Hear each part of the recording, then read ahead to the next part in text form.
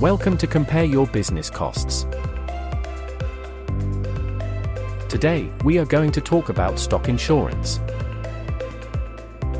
Stock stored on your business premises is just as vulnerable to theft and damage as tools and machinery.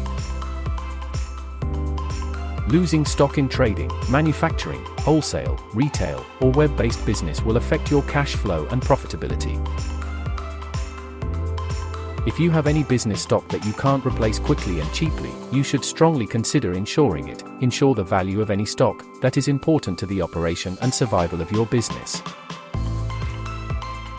Stock insurance covers loss, accidental damage, or theft of a business's stock resulting from a wide array of risks. However, because every policy is different, it's always a good idea to read the fine print.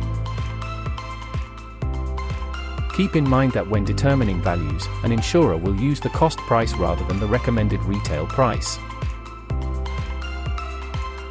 We hope this video was helpful. If you want to be the office hero, visit Compare Your Business Costs today.